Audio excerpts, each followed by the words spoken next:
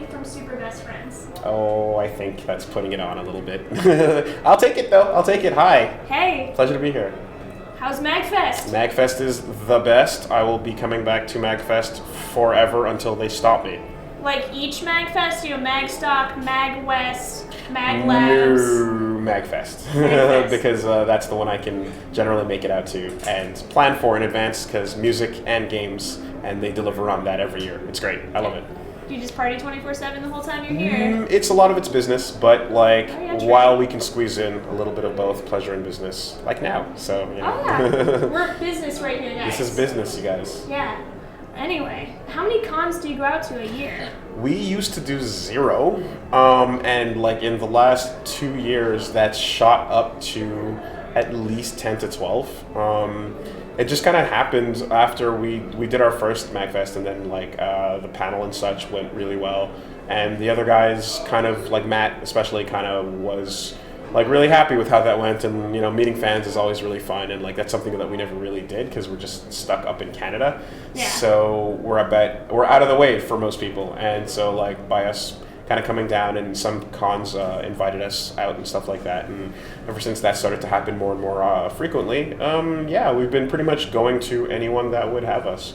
Oh, so do you like, you know, ask them, hey, can we throw this awesome panel, or, you know? No, we just, if someone wants to have us there, we will show up and like do a thing, you know? Okay. Usually it's like, as long as we can get a room and the ability to get transported there. Oh yeah, that's important too. Yeah. Somewhere to sleep. Yeah, right? if you can give us you know what is it the 3 hots and a cot, then we'll show up, and that's good enough. Okay.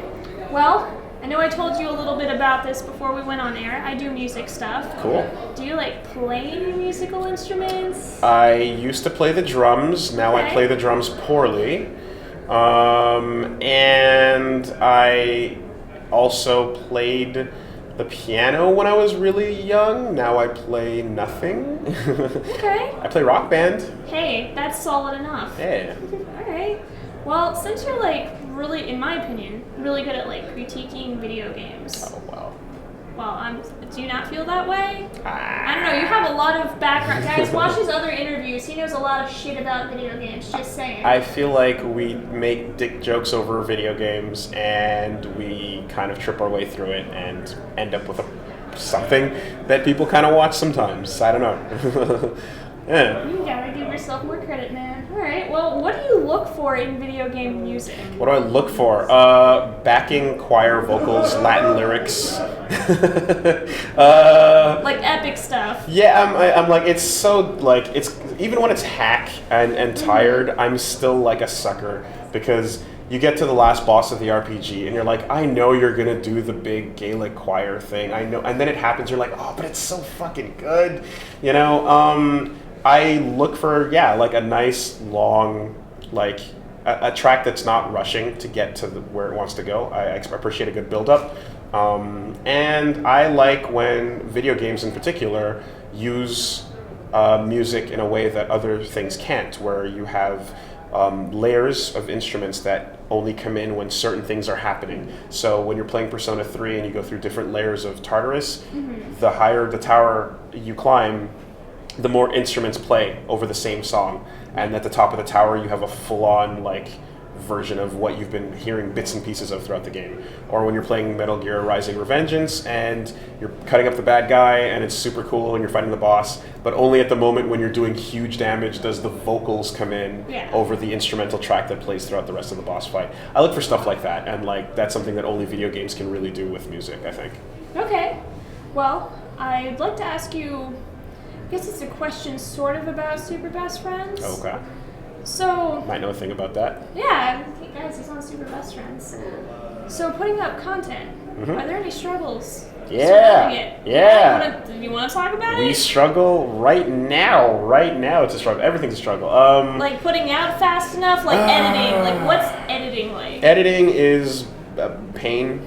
Editing is suffering, and the quality of the content we put out, I think, it's on point, right? It speaks for itself in how many mistakes we make and in how many sync test errors we leave in, desync issues.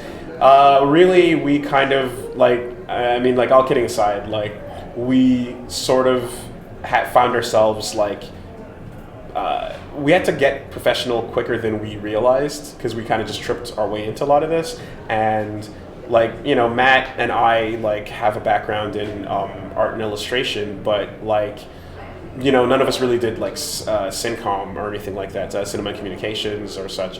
And like video editing was something I did for fun, but like it was never really something that I went into professionally. So suddenly being like, you know, in charge of something that has to be regularly scheduled and on point and quality checked and such, and you're doing an hour a day, you know, 2 videos a day, so you're putting out like, you know, it's tons of content every week. It got really difficult, and so I think we managed to just stay afloat. You know, like we're not in a boat or anything, but we're on the little life rafters or the little planks of wood that are just like, hey guys, like you can hear us when we talk and you can kind of hear the game, and like video is like not super blurry, so that's cool. Well, for people who aren't a part of a studio, like they see, you know, a lot of YouTube views and they're like, oh, that's fantastic. That must mean they're making buku amounts of money, and like, but then, you know, studios go, oh my god, it's hard work. Buku. What's buku? Buku? As in like the French word beaucoup? Yeah, beaucoup. Well, so buku, I was from Louisiana, and people say that? Okay. Yeah, they say beaucoup because in Louisiana it's like because it's Creole kind of French, right? Because Yeah. it's Cajun, which is Acadian, which we have. Yeah, like that makes sense. Okay. My family's from Montreal, so hey, like, cool. yeah.